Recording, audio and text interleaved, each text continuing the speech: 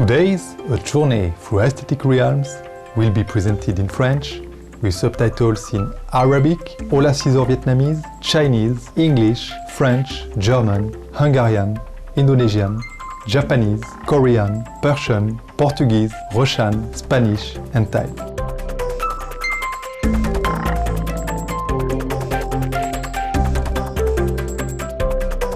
Bonjour, téléspectateurs pleins d'imagination. Monsieur Bernard Werber est un des plus célèbres auteurs de science-fiction en France et à travers le monde. Il a fasciné les lecteurs du monde entier avec ses écrits sur la science, la spiritualité, la philosophie, nos cohabitants les animaux, les origines de l'humanité et plus encore. Il a été journaliste scientifique pour le Nouvel Observateur et Eureka, le magazine du plus grand musée des sciences en Europe, la Cité des sciences et de l'industrie à Paris. Il a ainsi développé son amour pour la science. En 1991, Bernard Werber a publié son premier roman, Les fourmis, vendu à 15 millions d'exemplaires et traduit en 35 langues. Plusieurs de ses autres œuvres, dont la trilogie Les fourmis, sont devenues des best-sellers internationaux. Monsieur Werber partage aimablement avec nous un aperçu de sa philosophie universelle qui a contribué à ouvrir l'esprit d'innombrables lecteurs. Bonjour à Bernard Werber. Bonjour. L'un des auteurs français les plus connus, les plus lus, peut-être l'un des auteurs français les plus lus aussi à l'étranger, un succès phénoménal. Je vous vois pour la première fois et je vois quelqu'un qui sourit tout le temps et qui est toujours de bonne humeur. Je lutte contre l'angoisse en me forçant à sourire. C'est une bonne philosophie, hein? Déjà quand on sourit, ça bouge certains muscles zygomatiques qui font que ça envoie des bonnes ondes dans le corps. Est-ce que vous êtes comme ça aussi quand vous écrivez? Je souris, je m'agite et je dis des bêtises. Oui, c'est exactement ça. Je suis pareil quand j'écris. Vous savez, écrire, c'est un acte de plaisir. Je crois que si je prends pas de plaisir à écrire, il n'y aura pas de plaisir à lire. Donc je fais très attention à m'amuser. Il y a une dimension d'amusement qui est importante dans l'art. Je crois que l'art est quelque chose de léger et que l'écriture et le roman, c'est un divertissement. En même temps, vous dites des choses aussi plus profondes. Le style d'écriture de Bernard Werber constitue un mélange de science-fiction, d'aventure, de philosophie et d'autres genres. Pour lui, la science-fiction ne signifie pas robots et haute technologie. Il s'agit d'une innovation des idées et des valeurs. Il décrit souvent la façon dont d'autres êtres ou les animaux voient la race humaine, afin de donner une image plus objective de l'évolution humaine. Dites-moi, quel rôle, quelle place occupent les animaux dans vos œuvres?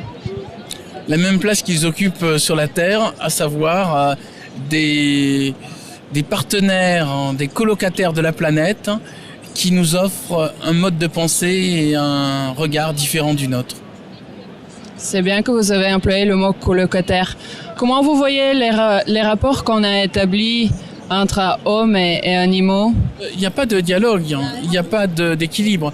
Pour l'instant, on considère qu'un animal est intelligent quand il nous imite. Et elle est dans le fait d'avoir trouvé des adaptations à son milieu que nous n'avons pas trouvées, nous. Et je pense que beaucoup de singes ont trouvé des réponses à des questions qu'on n'imagine même pas. Donc les animaux ont des choses à nous apprendre et il faut qu'on sorte de cette idée que nous savons tout et eux ils savent rien. Est-ce que parfois vous vous mettez à la place des animaux aussi? Ah oui, pour les fourmis, je me suis mis à la place d'une fourmi et sinon j'aime bien les points de vue étrangers. Je suis très intéressé par la vision des autres êtres humains avec d'autres cultures, des autres formes de vie. Même, je me demande tout le temps ce que pensent des arbres, des végétaux, la Terre. Que pense la Terre de nous? Et qu'est-ce qu'elle pense la Terre d'après vous? Je pense qu'on est juste des parasites qui grouillons sur sa surface et que ça doit la gratter un peu et que par moments, quand on fait des grosses conneries, ça la gratte beaucoup. Qu'est-ce qu'ils pensent les animaux alors? De nous, ils essaient de nous comprendre, ils se demandent pourquoi on est bipède, pourquoi on est habillé, pourquoi on fait du bruit et pourquoi on passe beaucoup de notre énergie à faire autre chose que nous nourrir. Dans son livre « Les Thanatonautes », publié en 1994, Bernard Werber parle de l'arrivée au paradis à la première personne afin que chaque lecteur puisse vivre cette aventure comme sa propre découverte. Il a écrit cet ouvrage après avoir étudié divers textes religieux et mythologiques, afin de trouver leurs racines communes. Ce livre a été suivi de l'Empire des anges, qui décrit le point de vue des anges sur l'existence humaine. Vous allez chercher l'évolution de l'âme. L'évolution de l'âme, ça passe par quoi? Il faut commencer par avoir envie d'aller en avant. Et j'essaie de donner cette envie à travers mes livres, en montrant des gens qui sont allés en avant, qui se portent mieux du coup. Mes héros changent, mais j'espère que mon lecteur changera aussi. Il changera en se posant de nouvelles questions et en élargissant sa conscience. Et pour élargir sa conscience, j'essaie de lui offrir d'autres points de vue, comme celui des animaux, celui des végétaux. Exactement, c'est très bien. Pour son roman de 2002, L'Arbre des possibles, Bernard Werber a invité les gens sur Internet à partager leur vision de l'avenir de l'humanité. Bien sûr, M. Werber a réfléchi aux grandes problématiques d'aujourd'hui, comme le changement climatique, l'épuisement des ressources naturelles, les maladies causées par la surconsommation, etc. Alors, nous, on fait beaucoup de programmes sur l'environnement. Alors, d'après vous, comment l'écologie nous influence? Comment nous influençons l'écologie? Comment ça peut se débloquer? Maintenant, la solution pour moi, c'est d'arrêter de consommer autant. Donc il faut arrêter avec l'hypocrisie, il faut penser de manière globale, planétaire. Et la grosse consommation, vous l'avez dit, c'est très bien. Il a des données comme quoi l'un des polluants les plus puissants est l'industrie de la viande.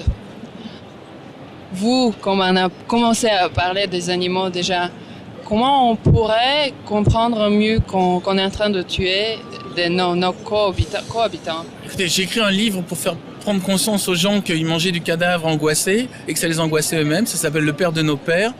Et j'espérais que les gens réduisent leur niveau de consommation de viande avec ce livre.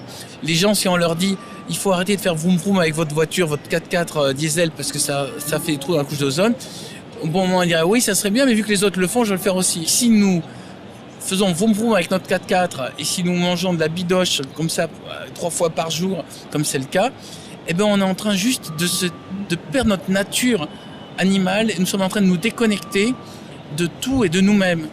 Il faut revenir à la nature, il faut revenir au respect de la nature et il faut nous rappeler qu'on est un animal vivant parmi d'autres animaux vivants. Fort intéressé par le royaume qui s'étend au-delà de notre monde, M. Werber explique ensuite comment il s'efforce de se connecter à la fois au monde intérieur et extérieur.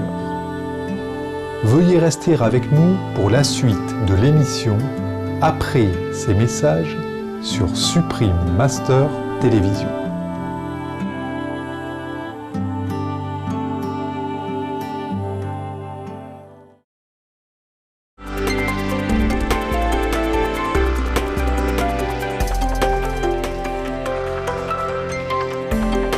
De retour dans un voyage à travers les royaumes esthétiques sur Supreme Master Télévision.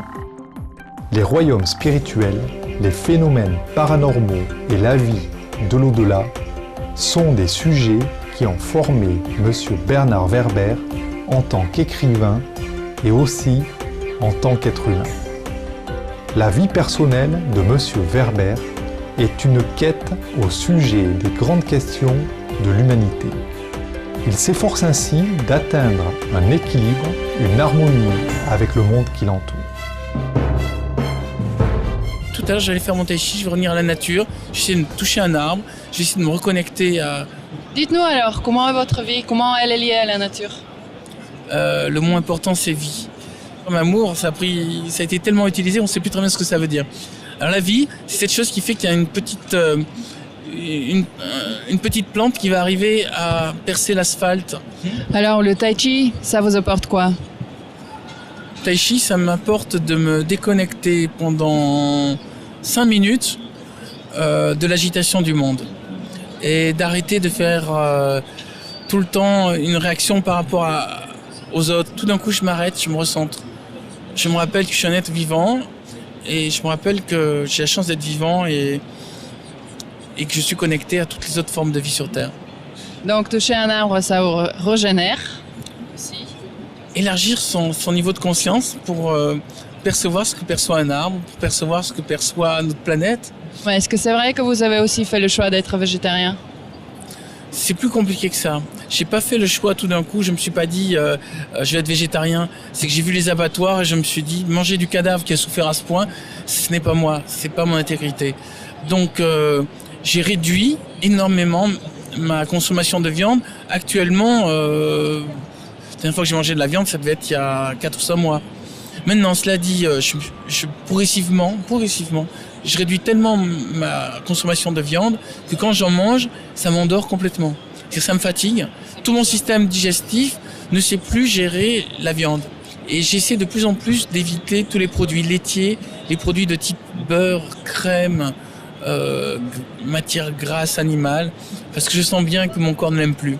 Alors voilà, peut-être dans cette interview, je peux vous dire aux gens, il faut aller vers la légèreté, vers la nourriture végétarienne, mais sachez qu'il y a un prix à payer, c'est que quand vous allez en avant, vous ne pouvez plus aller en arrière. Plus vous êtes conscient, plus vous êtes sensible, moins vous pouvez supporter les choses sales et les choses malsaines. Donc il faut déjà se préparer à ça. Et d'ailleurs, si je puis me permettre, puisque vous me laissez discuter, il n'y a pas qu'au niveau de la viande, c'est au niveau de tout. Si vous vivez dans les rapports de violence, de domination, de pouvoir, vous êtes dans une sorte d'excitation qui peut être agréable, et qui peut vous convenir, mais si vous voulez en sortir, vous ne supporterez plus la violence et vous ne supporterez plus la lourdeur, vous ne supporterez plus la saleté d'esprit.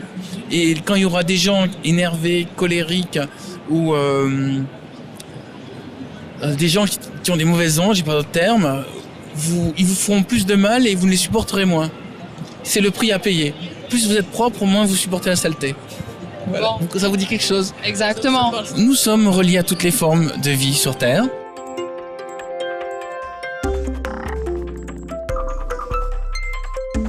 Merci, Monsieur Werber, d'avoir partagé votre temps et vos réflexions approfondies.